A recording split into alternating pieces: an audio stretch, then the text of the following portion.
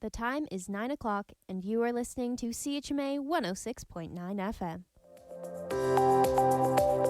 And now it's time for your CHMA News. We're broadcasting from Sackville, New Brunswick, the heart of the Maritimes and the traditional and unceded lands of the Mi'kmaq people. Coming up in the next 15 minutes, we'll have your local news, Atlantic update, weather, sports update, and some community announcements.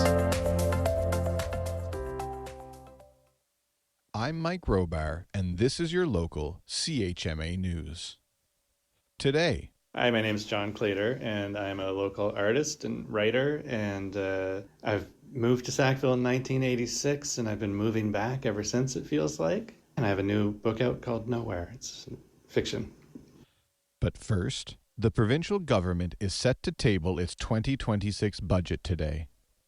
It will be a budget of, in Premier Susan Holt's words, difficult decisions. With a projected $1.3 billion deficit, Holt and her team say even healthcare will not be immune to cuts. Other hard decisions could affect education close to home. In the lead-up to the budget, a document was released outlining ideas to save money on post-secondary education, one of which was the privatization of Mount Allison. It could also mean the closure of schools with less than 100 students, something worrying folks whose children attend Dorchester Consolidated School. But those looking for definitive answers will have to wait, as the budget will be subject to debates over the coming days before it is voted on by MLAs in the legislature. And the Tantramar Veterans Memorial Civic Centre is moving on to the next stage in this year's Kraft Hockeyville competition, after being unveiled last week as one of 13 provincial and territorial winners. The winners were revealed live on Hockey Night in Canada on Saturday. Submissions were evaluated on community spirit, the rink's importance locally, and how funding would make a difference alongside rally points earned through community participation. As the provincial and territorial winner, the Tantramar Civic Centre is guaranteed a $50,000 prize for arena upgrades, but could receive more if it advances to the final two. The funds will be used to improve accessibility at the facility. The next phase of Kraft Hockeyville 2026 begins this Saturday, March 21st, when the top two finalists will be announced. Canadians will then have the final say in deciding the winner through public voting at crafthockeyville.ca on April 3rd and 4th. The winner will bring home $250,000 and an opportunity to host an NHL preseason game at their home arena. The runner-up will receive $100,000. And now, your feature story. One night in 1986, John Claytor was loaded into his family's vehicle along with his pets and ferried to yet another new town. This time, Sackville. It's the same situation Joel, the main character of Claytor's new graphic novel Nowhere, finds himself as the story begins. Except Joel isn't heading to Sackville. It's called Beaux Jours. And once they arrive, they realize that, well, there's a giant cube, which we actually have, and there are all these monsters and zombies, and the residents of the town have just sort of become accustomed to it. The book, to be released today by New Brunswick publisher Goose Lane, is Claytor's first work of fiction. And while the world he's constructed in its pages is fantastical and tinged with horror, it was shaped, much like himself, by the small town that inspired it. I think that there's a big part of that in the book as well. But when you know someone or somewhere very well, you also see all the flaws. And you see all the things that aren't necessarily as comfortable. So if anybody reads Nowhere and thinks like, oh, this guy doesn't like Sackville, it really is a love letter to this place. To celebrate the release, there will be a free event at 25 Lorne Street on March 27th at 7 p.m. It's called International Sackville Cube Day, Nowhere Book Launch, and Variety Show. So it's going to be really fun. It's a great space. It's got a lot of room, and I've invited basically an open call to local artists if they've been making any cube-related art, songs or poems, that this is a chance to come down and present them, and we can all get together and celebrate the cube. The Tidewater will have books available. Growing up, Claytor moved a lot, never staying in one place for more than 6 months to a year. His first stay in Sackville, back in '86, lasted about 9 months, but it had a significant impact on him and provided the initial feeling that inspired Nowhere.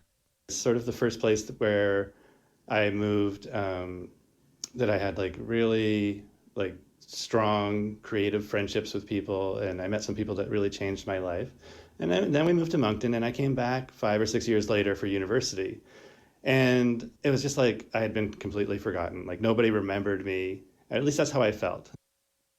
Though Claytor used that feeling of fear at having been forgotten, he hadn't intended to put so much of himself into another work. He had done that with his memoir, The Long Way Home, which he said was an intense experience, after which he needed to escape himself. So he did a series of comics journalism interviews for the CBC. He enjoyed the work and learned much from it, but eventually the heaviness of some of the interviews started to weigh on him. And I really felt like I needed to, again, like find a way to sort of escape or move beyond or try something different before I burnt out, essentially. So I thought fiction would be super easy and would just be a wonderful escape and a change. But fiction's sneaky, and the project found a way to work its way into the deeper parts of my psyche, despite my sort of resisting it. While writing fiction was a new experience, it wasn't wholly foreign to Claytor. Like many parents, he stretched his fiction chops at bedtime with his kids. And the way that I would do that is every night I'd just tell them a new part of the story. So I approached writing this novel in exactly the same way. Every day I did a drawing. And if anybody's an aspiring graphic novelist, if you do a drawing every day, you'll have 365 drawings by the end of a year, which is a pretty big book. And soon I had 650 pages for this book, and we had to edit it down, and that was really fun, but a little dramatic to sort of leave like all this work out of the book.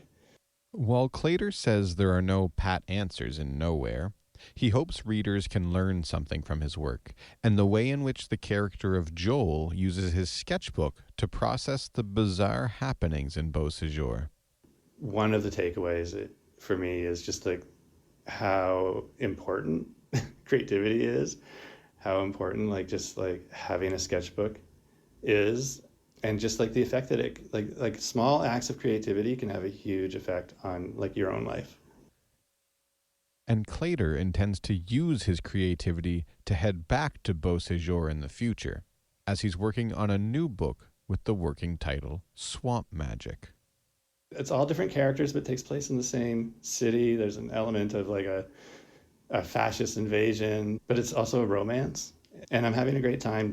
I need to remind myself, just do a drawing a day. Don't try to plan too much ahead. As always, head to chmafm.com to follow this and other stories from your community. And if you have any news, tips, or ideas, email news@chmafm.com. I'm Mike Robar with your local CHMA news from Tantramar. And here's your CHMA Atlantic update. The federal government is putting $200 million toward a Canadian-owned launch pad in Nova Scotia to send satellites into orbit. Defense Minister David McGuinty announced the project today in Ottawa. It's part of a new strategy to build up Canada's domestic defense industry and will lease a space launch pad near Canso, Nova Scotia, which will serve as the foundation for a future spaceport. Canada does not currently have the ability to launch space projects on its own and has relied on the U.S. to get its satellites into orbit. Nova Scotia has issued a request for proposals as it begins the Hammonds Plains to Highway 101 connector project. The new 5-kilometer link aims to reduce congestion by connecting Hammonds Plains Road near Sandy Lake with Exit 2 on Highway 101. In a release, the province said it will create another way out of several neighborhoods in an emergency, while new transit routes could also be created or adapted in the area. The government announced the project in October 2024, and qualified firms will have until April 10th to submit their proposals. A Nova Scotia man is facing charges connected with possession of firearms and unstamped tobacco at a residence in Littlebrook, southwest of Digby. Mounties say a joint police operation with 2 other units on Friday seized 4 rifles, 3 of which were unsafely stored. Ammunition and cartons of unstamped cigarettes were also confiscated from the home, which was unoccupied at the time of the search. The 53-year-old accused has been released and is scheduled in Digby Provincial Court on May 25th. Police arrested 2 New Brunswick men and a woman from Nova Scotia last week after drugs and drug paraphernalia were seized during a traffic stop in Grand Manan. Mounties say suspected cocaine, a digital scale, packing materials, and a cell phone were confiscated from the vehicle Thursday night on Route 776. The 41-year-old driver from Grand Manan and 2 passengers, a 48-year-old man from the island and a 41-year-old woman, have since been released and will appear in court at a later date. RCMP say the investigation is still ongoing. A Point of Bay man is facing an impaired driving charge after police found a rolled-over vehicle in central Newfoundland. Grand Falls Windsor RCMP allege the 29-year-old fled when officers and emergency crews arrived at the scene on Fernwood Drive in Botwood early Sunday. The suspect was arrested after officers attended the home of the vehicle's registered owner. He is expected in court in June.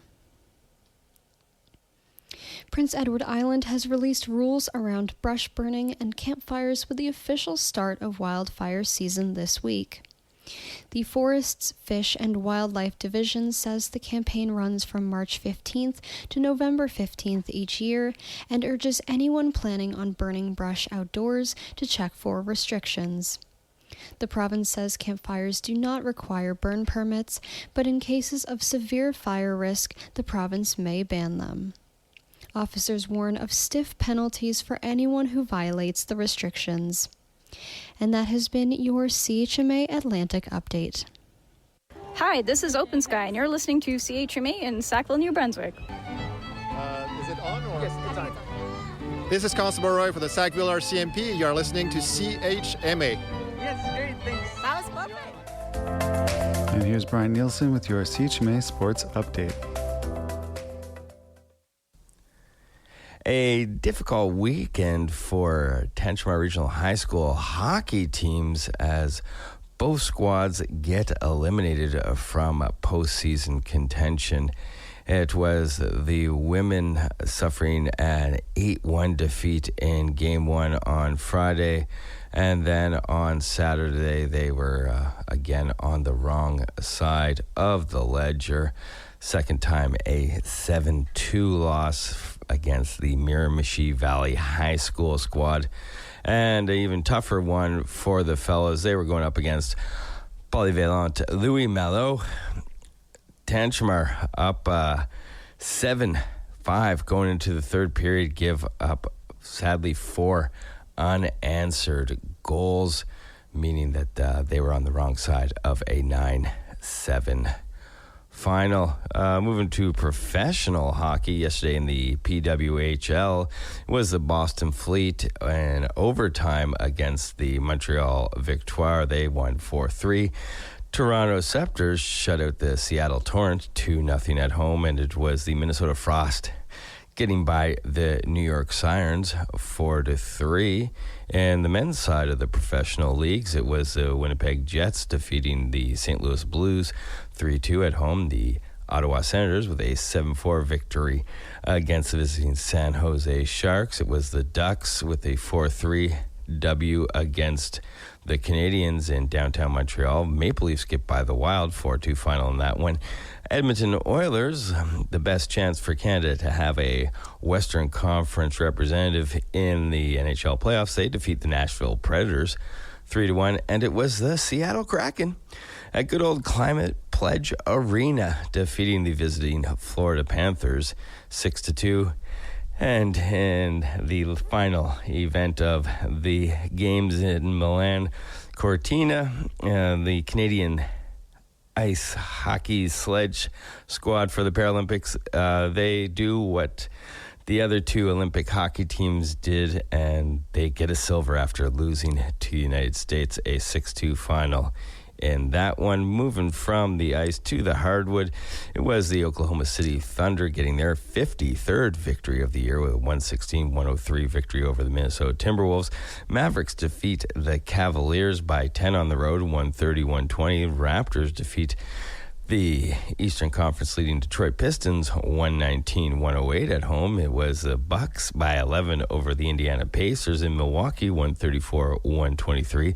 Sixers beat the Blazers by 6, 109-103. The New York Knicks defeat the Golden State Warriors and the hardwood in Madison Square Garden, 110-107. And it was the Sacramento Kings squeaking by the Utah Jazz, 116-111. And Major League Baseball, the USA defeats the Dominican Republic in a pitcher's duel, 2-1 final, seeing the USA head on to face the winner of the Venezuela-Italy semifinal that happens tonight.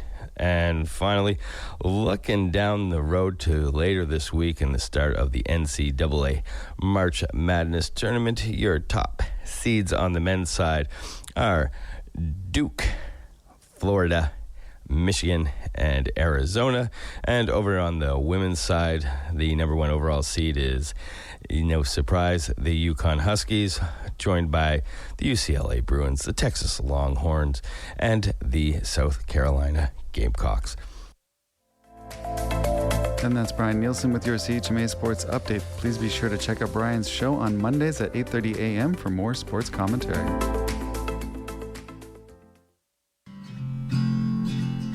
Hi, this is Rosa, and you're listening to CHMA, Voice of the Marshes.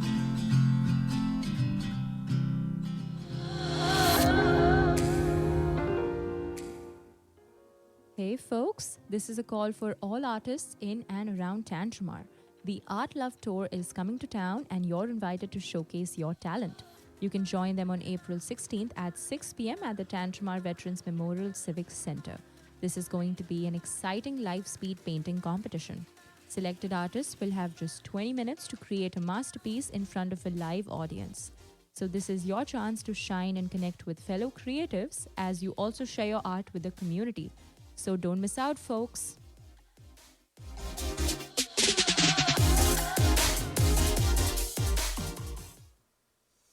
The Living Things Art Collective is a not-for-profit gallery and shop that supports local makers and local artists with the full value of the sale from their work. Stop by 25 Lawrence Street to check out artwork, ceramics, textiles, and more, all made by local artists and local makers. And that was your CHMA News. Please visit www.chmafm.com for more news and to sign up for our email newsletter. Funding is provided by our monthly sustainers, the Community Radio Fund of Canada, and the Municipality of Tantramar's Community Development Grant. If you have a story idea or would like to include an announcement, please write us at news@chmafm.com.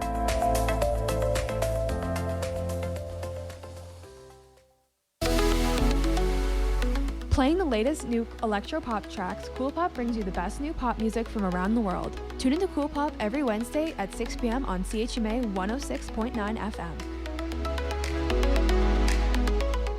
Hey guys, you are listening to the Late Morning Show on CHMA 106.9 FM in Sackville, New Brunswick, Voice of the Marshes. I'm Maya Noel. We got some more music to get into. So first up, we have First Aid Kit with My Silver Lining. And then we also have Marlena Moore with Pacer.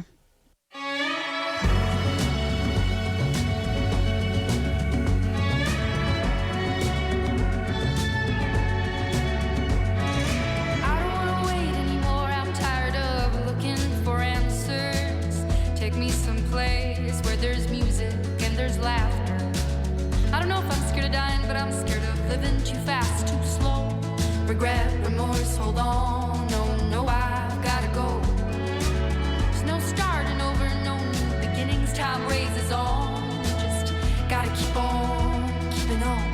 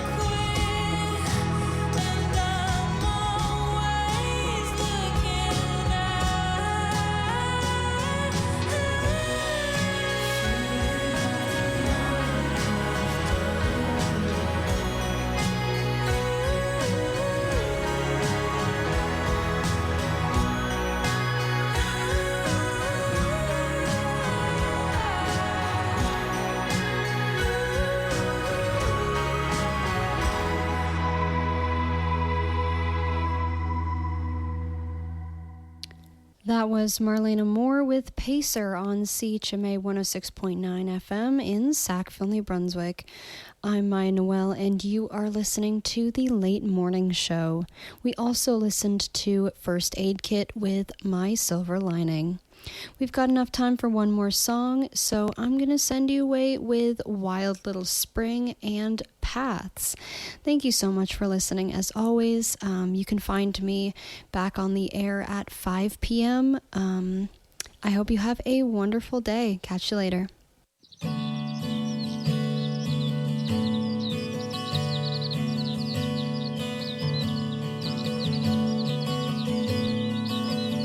Wandering down the lane seems familiar, though I've never been here before.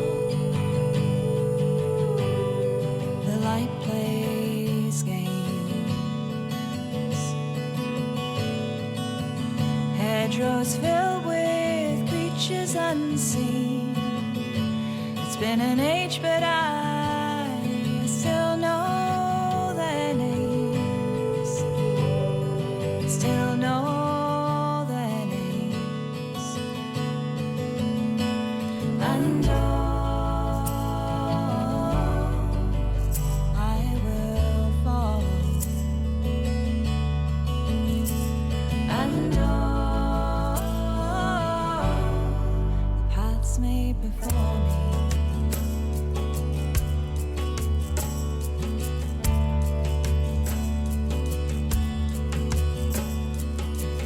Fox runs ragged, ragged over dusky fields. The way runs jagged as a million footsteps press the earth down. Where have they gone now? They traded all they had and sailed for distant lands. But the paths will always bring them, bring them, bring them home.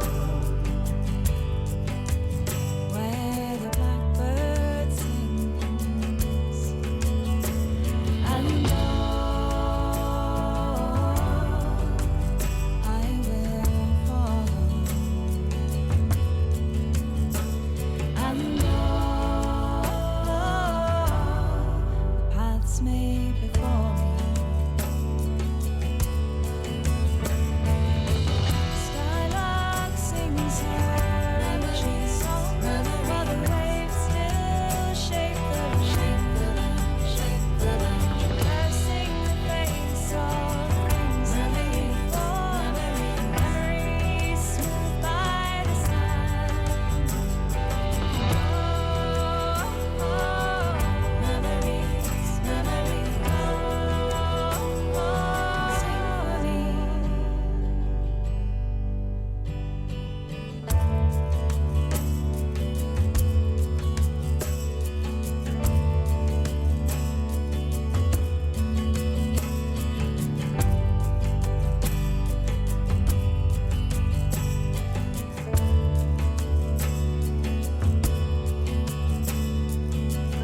Wandering down the lane seems familiar, 'cause I've been here 1,000 times before.